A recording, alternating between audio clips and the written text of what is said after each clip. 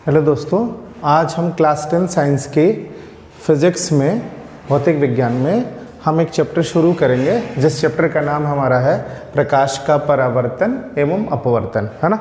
तो ध्यान दीजिएगा, ये जो सेक्शन हम शुरू कर रहे हैं वो क्लास 10th के लिए शुरू कर रहे हैं और क्लास 10th में हम जो पढ़ रहे हैं क्लास 10th का फिज़िक्स पढ़ रहे हैं, साइंस का वो पोर्शन फिज़िक्स, ठीक है ना। तो आते हैं इस चैप्टर के बारे में शुरू करते हैं। जो चैप्टर हमारा है प्रकाश का परावर्तन एवं अपवर्तन क्या क्या होता है, ठीक है ना। तो सबसे पहले जो जरूरी चीज़ है हमको ये समझना है कि प्रकाश क्या है, किस तरीके की चीज़ है ये और कैसे हमारे पास आता है। प्रकाश जिसको इंग्लिश में हम क्या कहते हैं, लाइट कहते हैं। तो ये है क्या, पहले ये समझते हैं, ठीक है ना।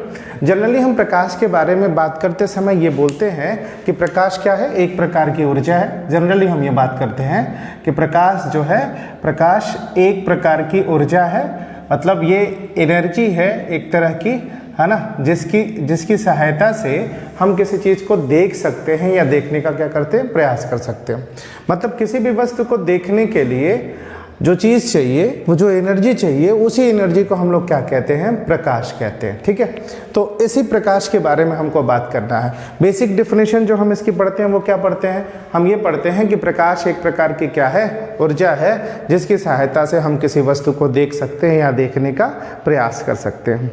विभिन्न वैज्ञानिकों ने अलग अलग तथ्यों के द्वारा अलग अलग तरीके से प्रकाश को व्याख्या करने की, लाइट को एक्सप्लेन करने की कोशिश की।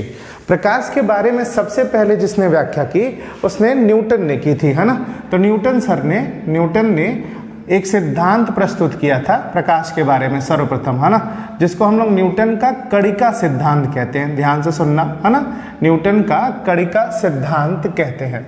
अब ये न्यूटन का कणिका सिद्धांत, कर्पस्कुलर थ्योरी या कर्पस्कुलर प्रिंसिपल क्या होता है, सबसे पहले लाइट के बारे में इन्होंने बताने की कोशिश की। उन्होंने बताया ना कि लाइट जो होता है वो छोटे छोटे कणों की एक धार होती है।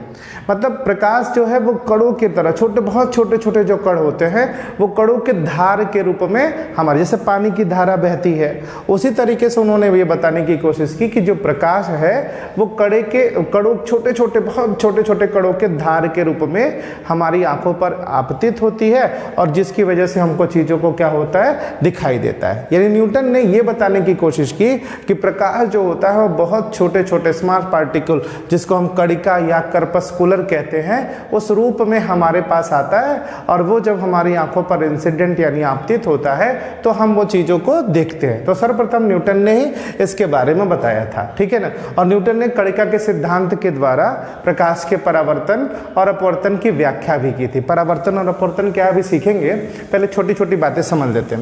तो न्यूटन ने कणिका सिद्धांत के माध्यम से ही बताने की कोशिश की कि प्रकाश के अंदर परावर्तन भी होता है और अपवर्तन भी होता है। परावर्तन और अपवर्तन क्या है वो समझो। थोड़ा सा आपको इस सिद्धांत के परिप्रेक्ष्य में परावर्तन के बारे में बता दूं कि जैसे मान लो तुमने कोई बॉल लिया है और बॉल को ऐसे किसी पर्टिकुलर एंगल पर ऐसे दीवार पे फेंका और दीवार से टकराकर बॉल कहीं जाती है, ठीक है ना। तो जब बॉल गई, इंसिडेंट हुई, आपतित हुई और टकराकर फिर कहीं निकल गई। तो जिस तरीके से बॉल दीवार से होकर परावर्तित हो रही है, न्यूटन ने यही समझाने की कोशिश की कि ये जो प्रकाश के छोटे छोटे कण हैं जब किसी सतह इत्यादि से टकराते हैं तो टकराने के बाद उनके अंदर भी यही परावर्तन की प्रक्रिया होती है, ठीक है ना।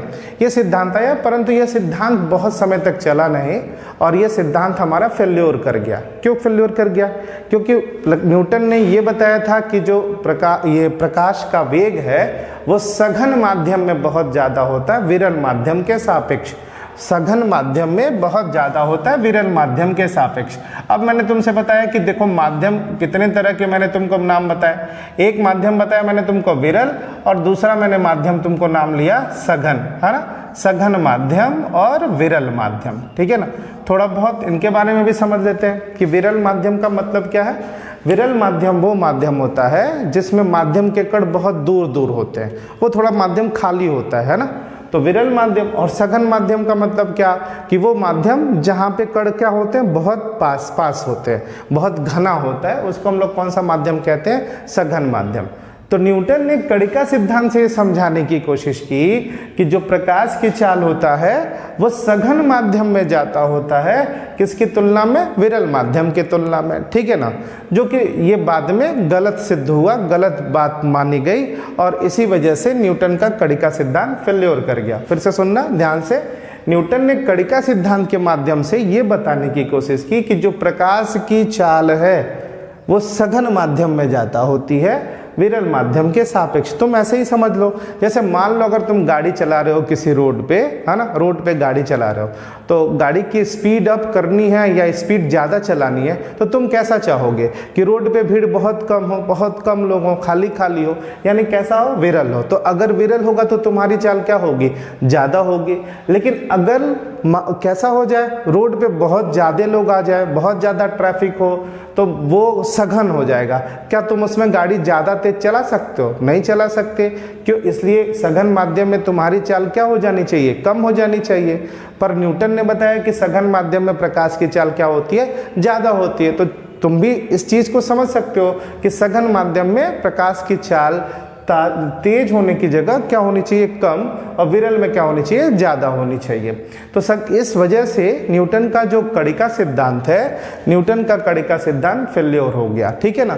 तो न्यूटन ने कड़ी का सिद्धांत के माध्यम से हमको बताने की कोशिश क्या की, न्यूटन ने कड़ी का सिद्धांत के माध्यम से ये बताने की कोशिश की कि प्रकाश छोटे छोटे कणों के रूप में बिल्कुल एक धार के रूप में बहता हुआ हमारे पास आता है, बिल्कुल उसी तरीके से जैसे पानी बिल्कुल एकदम धार के रूप में फ्लो होते हुए हमारे पास आता है। ठीक है। तो ये सिद्धांत क्या कर गया, फेल्योर कर गया। और फिर आगे कई और तरह के प्रिंसिपल हमारे पास आते हैं। ठीक है ना। तो कौन कौन से प्रिंसिपल हैं हम ये देखते हैं, और साथ में प्रकाश के कुछ गुणों के बारे में बात भी करते रहते हैं, और साथ में उसके प्रिंसिपल की व्याख्या करते हैं। ठीक है। तो बेसिक डेफिनेशन क्या मिले, बेसिक डेफिनेशन ये मिली हमको कि प्रकाश एक प्रकार की ऊर्जा होती है जिसकी सहायता से हम किसी वस्तु को देख सकते हैं या देखने का प्रयास कर सकते हैं। बेसिक डेफिनेशन प्रकाश के बारे में हमको ये मिला। ठीक है ना। एक चीज हमेशा याद रखना कि हर तरह के प्रकाश में हम नहीं देख सकते, है ना। हमारी आंखों का अपना खुद का क्या होता है, रेंज होता है ना, कि हमको इतना कम से कम प्रकाश चाहिए, इससे कम प्रकाश होगा तो हम नहीं देख सकते। तो हमारी आंखों के बीच का जो रेंज है वो करीब 400 नैनोमीटर से लेके 700-800 नैनोमीटर के बीच का जो प्रकाश होता है, उस प्रकाश को हम क्या कर सकते हैं, देख सकते हैं। 400 नैनोमीटर से कम का प्रकाश होगा तो भी नहीं देख सकते, 800 नैनोमीटर से ज़्यादा प्रकाश होगा तो भी नहीं देख सकते। तो हमारी आंखों का अपना एक रेंज है, उसी रेंज में हम चीज़ों को देखते हैं, और ऐसा प्रकाश दृश्य प्रकाश कहलाता है। कौन सा प्रकाश कहलाता है, दृश्य प्रकाश। तो दृश्य प्रकाश का मतलब क्या, दृश्य प्रकाश का मतलब वो जिसमें हम चीज़ों को क्या कर सकते हैं, देख सकते हैं, और बाकी जिसमें हमको चीज़ें नहीं दिखाई देती हैं वो क्या होता है, हमारे लिए अदृश्य हो जाता है। ठीक है, कोई दिक्कत नहीं इसमें ना। अब प्रकाश प्राप्त किससे होते हैं, ठीक है ना। तो ध्यान से देखो, अगर हम प्रकाश के स्रोत के बारे में बात करें कि प्रकाश का स्रोत क्या है, माने प्रकाश किससे हमको मिलता है, तो जो प्रकाश का स्रोत होता है या सोर्स ऑफ लाइट जिसको हम कहते हैं, इंग्लिश में इसी को क्या कहते हैं, सोर्स ऑफ लाइट, है ना। तो प्रकाश का स्रोत क्या होता है, तो प्रकाश का जो स्रोत होता है, ऐसी वस्तुएं जो स्वयं प्रकाश बनाती हैं, उस वस्तुओं को हम दीप्त वस्तुएं कहते हैं। ठीक है ना। कौन सी वस्तुएं कहते हैं, दीप्त वस्तुएं। ठीक है ना। इंग्लिश में इसको क्या कहते हैं, लुमिनस बॉडी कहते हैं। ठीक है ना। तो ध्यान से सुनना, है ना।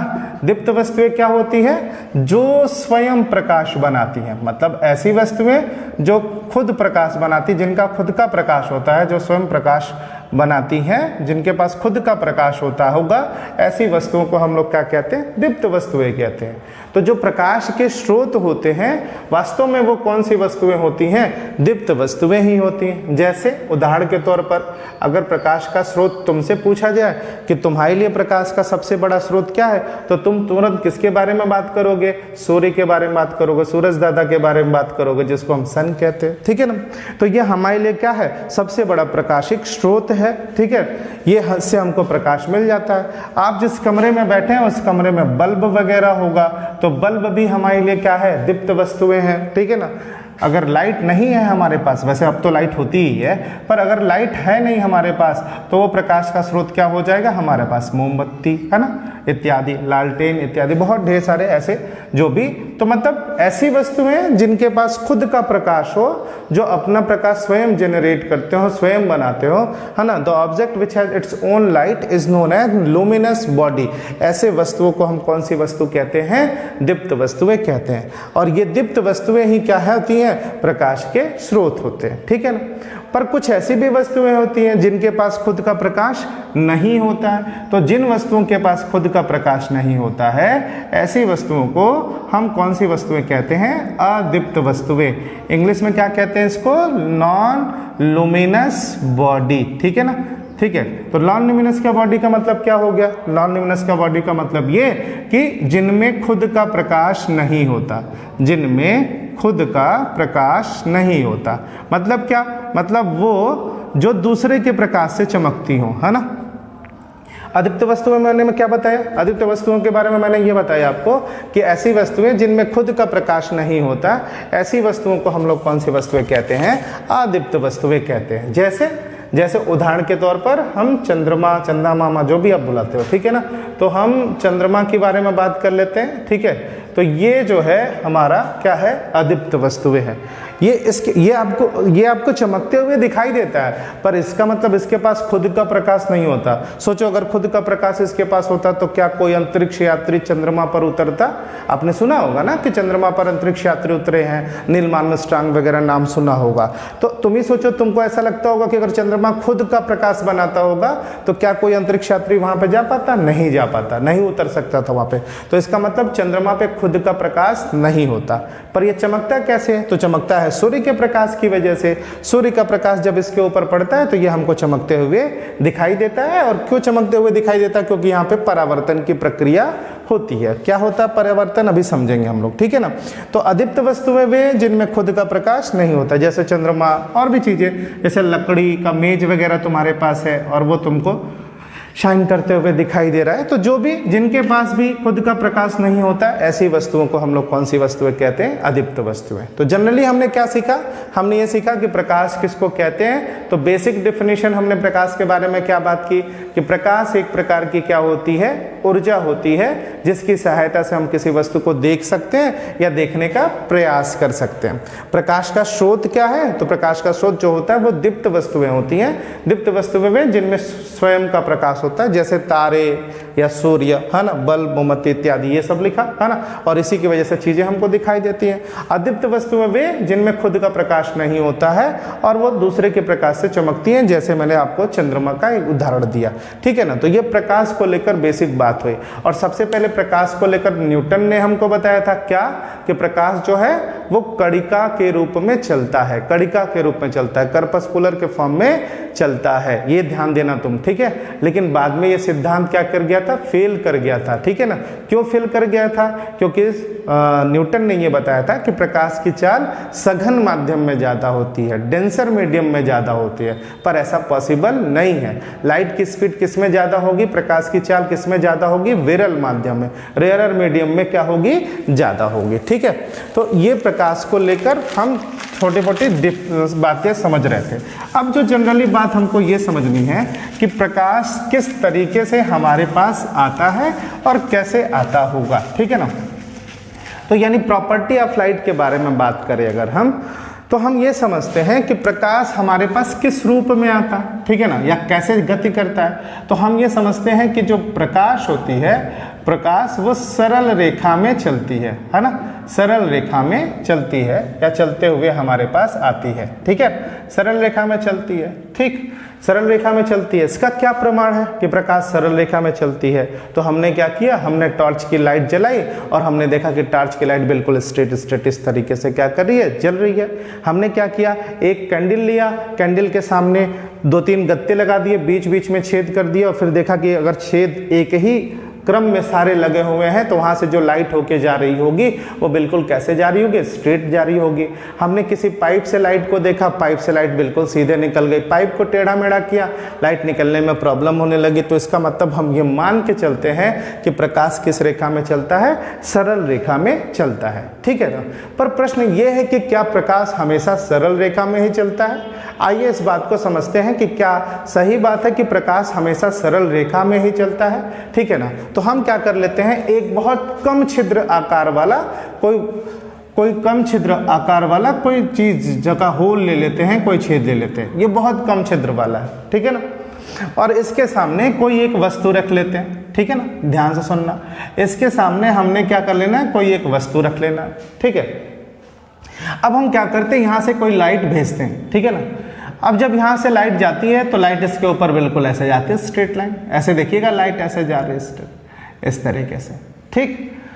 तो लाइट को भी बिल्कुल कैसा जाना चाहिए था, इस तरीके से जाना चाहिए था बिल्कुल, क्योंकि हमको यही पढ़ाया गया कि लाइट क्या होती है, स्ट्रेट लाइन में चलती है। तो हमको चमक कितनी दिखेगी, बस इतनी ही दिखेगी हमको चमक, है ना, इतना ही हिस्सा हमको चमकते हुए दिखाई देना चाहिए। क्यों, क्योंकि प्रकाश किस रेखा में चलती है, सीधी रेखा में। पर हम ये देखते हैं कि प्रकाश इतना ही न दिख के हमको थोड़ा ज़्यादा दिख रहा है, मतलब थोड़ा ऊपर और नीचे प्रकाश की क्वांटिटी क्या कर गई है, बढ़ गई है। ये कुछ हिस्सा और क्या हो रहा है, ज़्यादा दिखाई दे रहा है ना, कुछ ये हिस्सा क्या हो रहा है, थोड़ा ज़्यादा दिखाई दे रहा है। तो अगर ये हिस्से ज़्यादा दिखाई दे रहे हैं तो क्यों, है ना, पहली बात। दूसरी बात, क्योंकि हमको सिखाया गया कि प्रकाश क्या होता है, सीधी रेखा में चलता है। तो अगर सीधी रेखा में चलता है तो प्रकाश को केवल और केवल यही हिस्सा हमको चमकते हुए दिखाई देना चाहिए था, ये और ये वाला हिस्से में प्रकाश नहीं होता। तो इन दोनों में हिस्सों में प्रकाश है, इसका मतलब क्या, तो इन दोनों में हिस्सों में प्रकाश इसलिए क्योंकि यहाँ से प्रकाश ने अपने मार्ग से क्या कर गया, मुड़ गया। ऐसा यहाँ से अपने रास्ते से प्रकाश जो है क्या कर गया, मुड़ गया, है ना। तो अभी क्या सीखे थे हम, अभी ये सीखे थे कि प्रकाश सीधी रेखा में चलता है।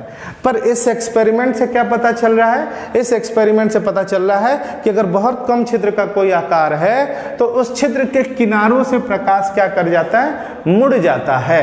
प्रकाश के इस मुड़ने की घटना को हम एक नाम से पुकारते हैं, ये जो घटना होती है उसको एक नाम से पुकारते हैं और उसका नाम है हमारा विवर्तन। अंग्रेजी में इसको कहते हैं डिफ्रैक्शन, ठीक है ना, ठीक है। तो किसी बहुत कम छिद्र वाले आकार के कॉर्नर से, के किनारों से अगर प्रकाश इस तरीके से मुड़ जा रही है तो प्रकाश के मुड़ने की इस घटना को हम क्या कहते हैं, विवर्तन कहते हैं।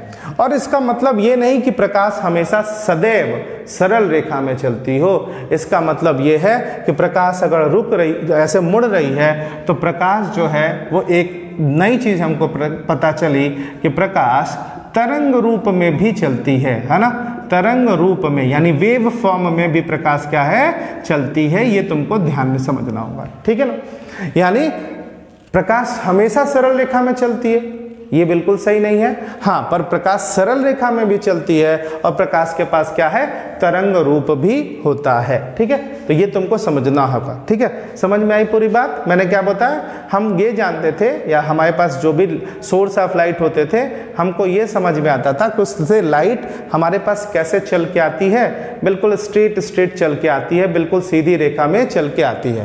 पर इस घटना से हमको ये समझ में आया कि नहीं, प्रकाश तो मुड़ भी जा रही है, तो प्रकाश के मुड़ने की ये व्यवस्था विवर्तन कहलाती है। और इससे यह निष्कर्ष निकलता है कि प्रकाश तरंग रूप में भी चलती है। प्रकाश तरंग रूप में चलती है, ये किसने बताया था, तो प्रकाश तरंग रूप में चलती है तो ये एक व्यक्ति ने बताया था जिसका नाम क्या था, हाइगेंस, है ना, ये याद रखना, ठीक है। प्रकाश तरंग रूप में चलती है, ये किसने बताया था, ये हमको हाइगेंस ने बताया था, ठीक है। अब तरंग को इंग्लिश में हम वेव कहते हैं। अब ये समझना है कि तरंग है क्या। तरंग का मतलब होता है डिस्टरबेंस, हलचल अथवा विक्षोभ, है ना। जैसे छोटी क्लासों में हमारे मास्टर साहब लोग क्या पढ़ाते थे, हमारे मास्टर साहब ये पढ़ाते थे कि कोई अगर तालाब वगैरह है और उसमें पानी है तो हम उस पानी में जैसे ही पत्थर मारते थे तो आप देखोगे कि उसके अंदर डिस्टरबेंस क्रिएट होती है, पानी कुछ इस तरीके से ऐसे आगे की तरफ बढ़ते हुए हमको क्या होता है, दिखाई देता है। और वो आगे की तरफ बढ़ना हुआ दिखाई देना जो हो रहा है वास्तव में वो एक तरह का क्या है, तरंग है, ठीक है ना। तो प्रकाश, अब ये हम समझने लगे कि प्रकाश तरंग के रूप में चलता है। लेकिन यहाँ भी याद रखना कि तरंग जो होते हैं वो दो तरह के होते हैं। एक तरंग वो जिसको माध्यम की आवश्यकता होती है चलने के लिए, और एक तरंग वो जिसको माध्यम की आवश्यकता नहीं होती चलने के लिए, ठीक है ना। तो वास्तव में प्रकाश कौन सा वाला तरंग है ना, तो वास्तव में जो प्रकाश है वो जिसको माध्यम की जरूरत नहीं होती है चलने के लिए वो है ना। तो प्रकाश कौन सी तरंग है, उस तरंग का हमने नाम रखा कि प्रकाश विद्युत चुंबकीय तरंग है। ये तुमको ध्यान में रखना होगा, है ना। प्रकाश जो है वो विद्युत चुंबकीय तरंग है ना।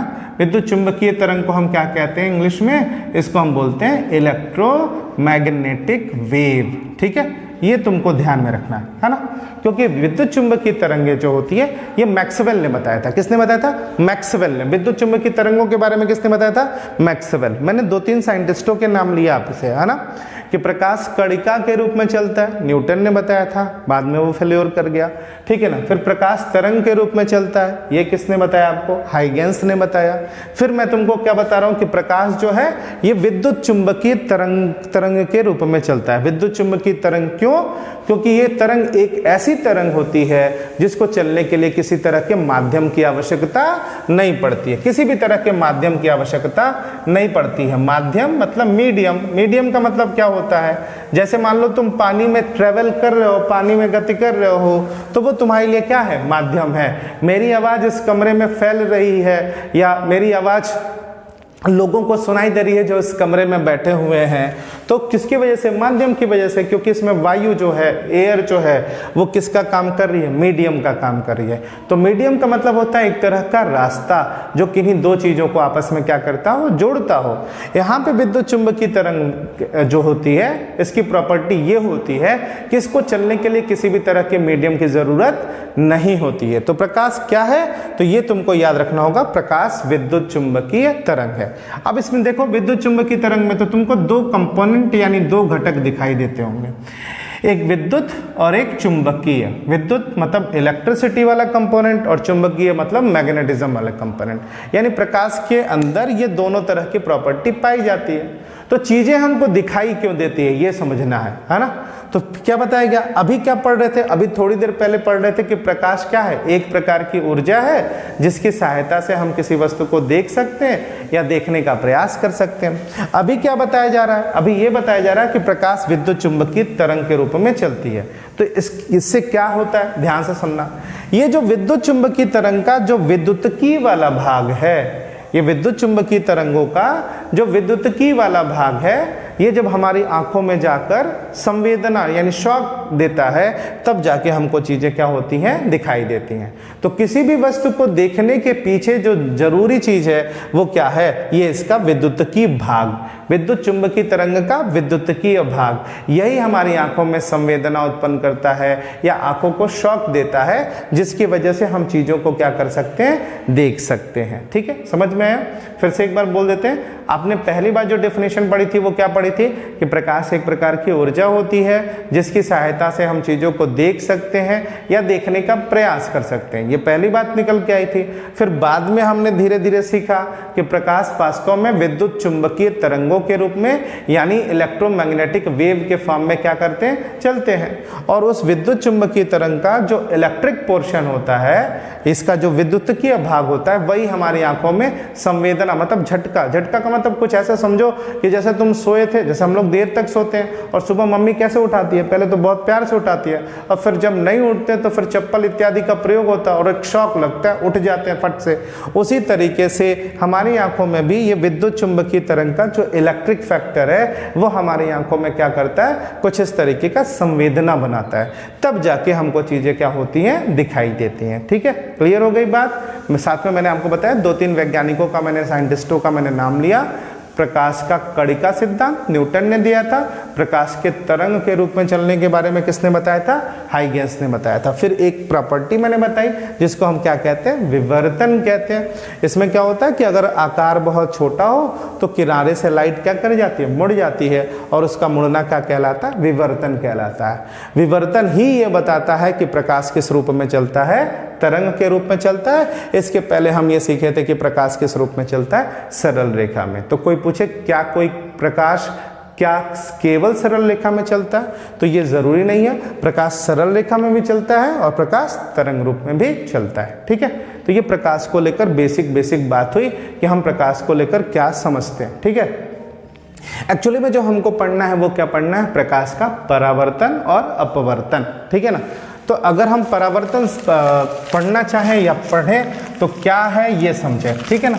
अब देखना ध्यान से, प्रकाश तो समझ में आ गया कि क्या होता है ना, कि कोई भी वस्तु अगर हमको देखना है तो उसके लिए हमको क्या चाहिए, प्रकाश चाहिए। और प्रकाश की कितनी वैल्यू चाहिए, तो मैंने आपको बताया कि प्रकाश की वैल्यू कम से कम 400 नैनोमीटर से 800 नैनोमीटर के बीच में हो तो वो चीज़ें हमको क्या होती है, दिखाई दे देती हैं। मोटी मोटा बात ये है, ठीक है। अब जो बात करनी है वो ये बात करनी है कि एक्चुअली क्या है, प्रकाश का परावर्तन क्या होता है, ठीक है ना। तो ध्यान से देखना, हमको जो बात करनी है कि आखिर प्रकाश का परावर्तन क्या होता है, यानी परावर्तन को इंग्लिश में कहते हैं रिफ्लेक्शन ऑफ लाइट, ठीक है, रिफ्लेक्शन ऑफ लाइट, परावर्तन क्या होता है।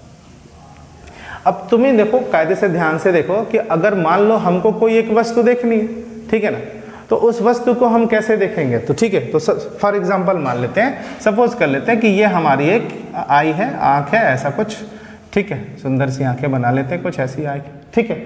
और मान लेते हैं कि यहाँ पे हमको क्या रखा हुआ है कि कोई ये एक टेबल रखा हुआ है, ये एक टेबल है और इस टेबल को हमको क्या करना है, देखना, ठीक है। अभी तो कमरे में बहुत लाइट है तो तुमको तो दिख ही जा रहा होगा, पर अगर लाइट नहीं रहता तो हमको वो टेबल दिखाई देता, नहीं दिखाई देता। तो इसके लिए हमको क्या चाहिए, हमको एक सोर्स ऑफ लाइट चाहिए, ठीक है ना, यानी प्रकाश का स्रोत चाहिए, है ना, प्रकाश का स्रोत चाहिए हमको, ठीक है, सोर्स ऑफ लाइट चाहिए, ठीक है। तो हमने सोर्स ऑफ लाइट के लिए किसका इस्तेमाल किया, हमने एक बल्ब का इस्तेमाल किया कि ये हमारा क्या है, कोई एक बल्ब है, ठीक। अब देखना ध्यान से, अब ये बल्ब से एक लाइट आएगी और आकर इससे क्या करेगी, टकराएगी, ठीक है ना, और टकरा कर फिर सीधे कहाँ पहुँचेगी, हमारी आंखों पर पहुँचेगी।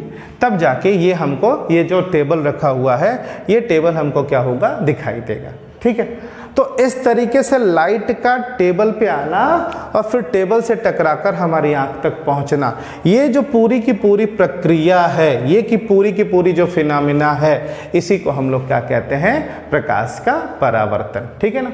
तो परावर्तन करने के लिए हमको क्या चाहिए, प्रकाश चाहिए और साथ में वो वस्तु चाहिए जिससे प्रकाश का क्या होना चाहिए, परावर्तन हो, ठीक है ना। ये जो किरण टेबल पे आके गिर रही है, इस वाले किरण को हम कौन से नाम से पुकारते हैं, इस वाले को बोलते हैं हम लोग आपतित किरण। इंग्लिश में क्या बोलते हैं इसको, इंग्लिश में बोलते हैं इसको इंसिडेंट रे, ठीक है ना, कोई दिक्कत नहीं इसमें। और ये जो टकराकर हमारी आंखों तक पहुंच रही है, इस वाले को हम लोग क्या बोलते हैं, तो इस वाले को हम लोग बोलते हैं परावर्तित किरण। क्या बोलते हैं इसको, परावर्तित किरण। इंग्लिश में इसको बोलते हैं रिफ्लेक्टेड रे, ठीक है, इस तरीके से, है ना। तो समझे तुम प्रकाश का परावर्तन, ये बात तुमको समझ में आई कि प्रकाश के परावर्तन के लिए तुमको एक स्रोत चाहिए और एक कोई वस्तु चाहिए जिससे कोई चीज़ ये क्या करके टकरा कर जाए। अगर ऐसी कहीं घटना घटित हो रही है तो उसी घटना को हम लोग क्या कहते हैं, प्रकाश का परावर्तन, ठीक है।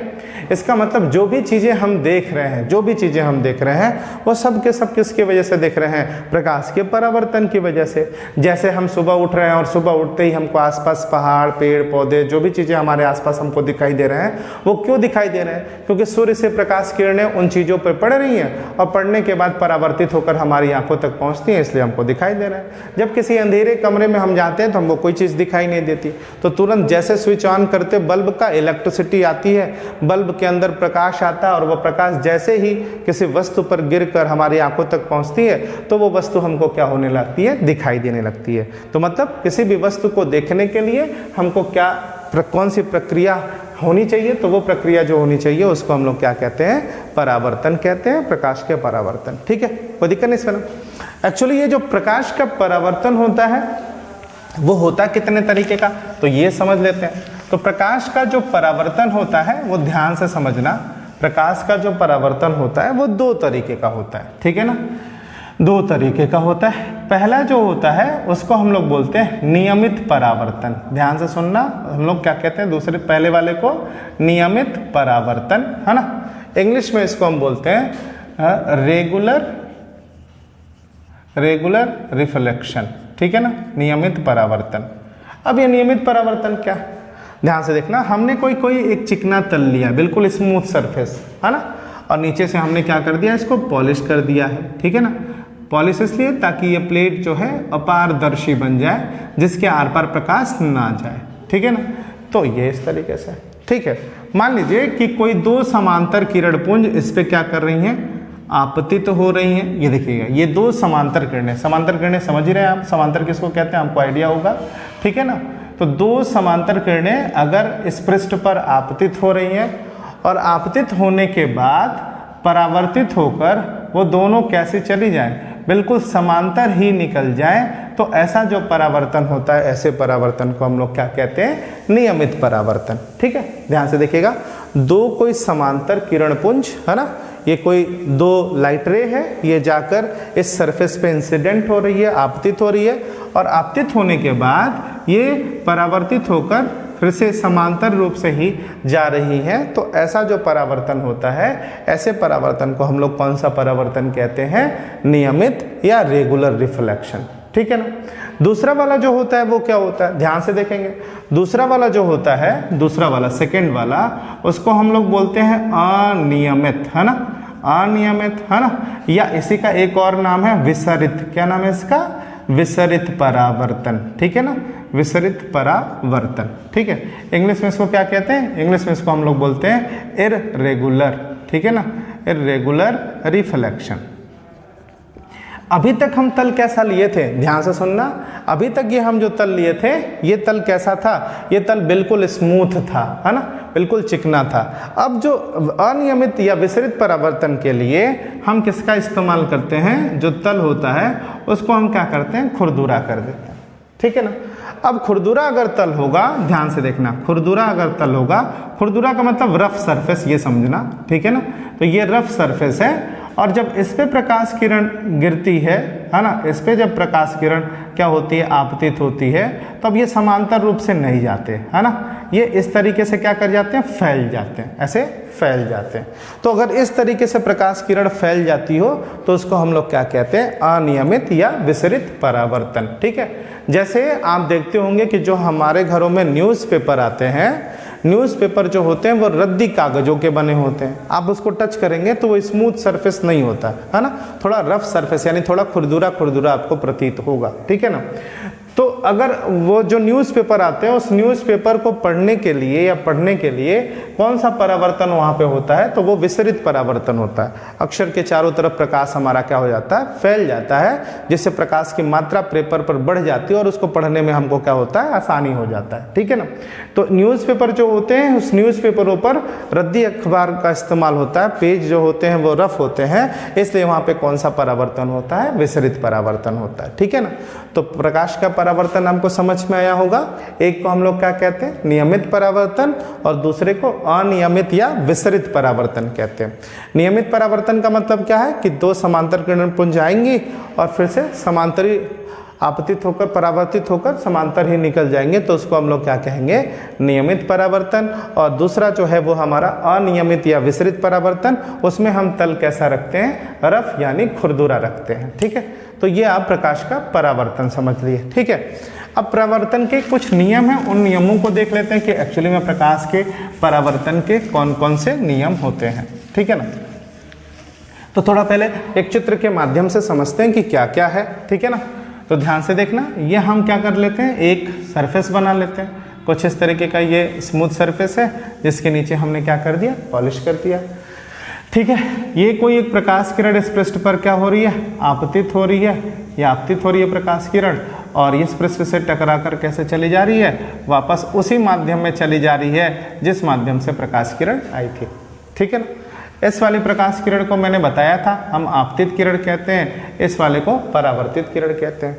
ये जो बिंदु है यहाँ पे, जहाँ पे ये सारी प्रकाश किरणें मिल रही हैं, इस बिंदु को हम किस नाम से पुकारते हैं, आपतन बिंदु के नाम से पुकारते हैं। अंग्रेजी में इसी को हम क्या कहते हैं, इंसिडेंट पॉइंट कहते हैं। ठीक है। अब क्या करते हैं, इसके लिए हम एक नॉर्मल खींच देते हैं, है ना, नॉर्मल का मतलब अभिलंब, है ना, हमने क्या खींच दिया, एक अभिलंब खींच दिया। इंग्लिश में इसको क्या कहते हैं, नॉर्मल कहते हैं। ठीक है। ये वाली कौन सी किरण थी, आपतित किरण, इंग्लिश में इसको क्या कहते हैं, इंसिडेंट रे, ध्यान देंगे। और ये वाला जो किरण था, इस वाले को हम लोग क्या कहते हैं, परावर्तित किरण, परावर्तित किरण, और इस वाले को इंग्लिश में क्या कहते हैं, रिफ्लेक्टेड रे। ठीक है ना। यहाँ पे एक कोड बनेगा, उस कोड को हम किस में पुकारेंगे, आई के नाम से पुकारेंगे। आई का मतलब आपतन कोण है, ये आपतन कोण है ना। इंग्लिश में इसको कौन सा एंगल कहते हैं, इंसिडेंट एंगल, है ना। तो ये हमारा इंसिडेंट एंगल है, ये ध्यान दीजिएगा। और यहाँ पे जो कोण बन रहा है ये कोण क्या बनेगा हमारा, ये कोण हमारा R होगा और इसको हम लोग क्या कहेंगे, परावर्तन कोण। परावर्तन कोण के नाम से जाना जाता है और इंग्लिश में इसको क्या कहते हैं, एंगल ऑफ रिफ्लेक्शन, है ना, एंगल ऑफ रिफ्लेक्शन, ठीक है ना। तो ये तुमको ध्यान में देना है कि प्रकाश के परावर्तन जो होते हैं वो किस तरीके से हो रहा है। अब इस प्रक्रिया के फलस्वरूप हम परावर्तन के नियम लिखेंगे। नियम का मतलब लॉ, है ना, नियम। अब इसमें नियम जो बनेंगे वो दो बनेंगे। पहला नियम तुम देखो क्या दिखाई दे रहा है तुमको, तो पहला नियम दिखाई दे रहा है तुमको, आपतित किरण, परावर्तित किरण तथा आपतन बिंदु पर अभिलंब दिख रहा है ना तुमको। आपतित किरण, परावर्तित किरण तथा आपतन बिंदु पर अभिलंब तीनों एक ही तल में होते हैं। तीनों कहाँ होंगे, एक ही तल में होंगे। ये पहला वाला रूल हो जाएगा, ठीक है ना। दूसरा वाला रूल क्या होगा, दूसरा वाला रूल ध्यान से देखना, दूसरे वाले रूल को समझने के लिए थोड़ा सा कायदे से समझ लेना, ठीक है ना। जैसे हम जहाँ रहते थे हॉस्टल में, ठीक है ना, तो हॉस्टल में ऐसे रहते थे, हॉस्टल के छत पे, ठीक है ना, सामने एक और बिल्डिंग थी, वहाँ पे मेरा दोस्त रहता था ऐसे, है ना, विंडो पे, है ना। अब मैं उसको उस टाइम जब हम लोग पढ़ते थे तो घर वाले हम लोग को मोबाइल नहीं दिए थे कि मोबाइल का तुम यूज़ कर लो, है ना। तो हम अब हम अपने छत पे और इस वाले को, अपने दोस्त को छत पे बुलाना चाह रहे हैं। अब कैसे बुलाएं, तो हम क्या करते, रूट उस पार उसकी बिल्डिंग थी, ठीक है ना, ध्यान से देखना।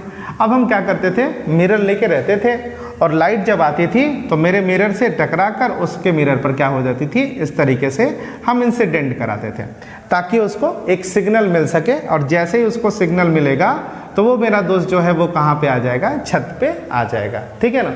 तो ये डोंट ट्राई, मतलब इसको करने की ज़रूरत नहीं है आपको, ये केवल समझने की ज़रूरत है आपको, ठीक है ना। तो मतलब मैं अपने दोस्त को छत के बिल्डिंग पे बुलाना चाह रहा हूँ, ऊपर बुलाना चाह रहा हूँ, तो उसके लिए मैंने क्या किया, ये आपतित किरण है, मैं हाथ में मिरर लेके रखा हूँ, मिरर को इतनी एंगल पे रखता हूँ कि ताकि टकरा के वो वहाँ पे क्या हो जाए, चला जाए, ठीक है ना। परावर्तन में ये क्रम देखने पर हमको ये लगता है, सेकेंड लॉ के बारे में बात करते हैं, कि ये जो आपतन कोण है, मतलब एंगल ऑफ जो इंसिडेंट है, आई जिसको हम आई कह रहे हैं, एंगल ऑफ इंसिडेंट, आपतन कोण, उसका मान जो होता है वो हमेशा परावर्तन कोण के क्या होता है, बराबर होता है। तो ये आपने कितने तरह के लॉ देखे, दो तरह के लॉ देखे, ठीक है ना। तो परावर्तन के दो नियम क्या है, पहला नियम क्या मैंने बताया आपको दिखाई दे रहा होगा, यहाँ देखिएगा, आपतित किरण, परावर्तित किरण तथा आपतन बिंदु पर अभिलंब तीनों कहाँ होते हैं, एक ही तल में होते हैं, एक ही जगह पर होते हैं, ठीक है ना। और दूसरा मैंने आपको क्या बताया कि यहाँ पे जो आपतन कोण बन रहा है और जो ये परावर्तन कोण बन रहा है, इनकी वैल्यू हमेशा आपस में क्या होती है, बराबर होती है। इतनी बातें आप सबको समझ में आई होगी, ठीक है ना। ठीक है, तो चलिए अगला इसका सेक्शन जो हम करेंगे वो कल करेंगे, ठीक है। आज बस इतना ही, ठीक, ओके, थैंक यू।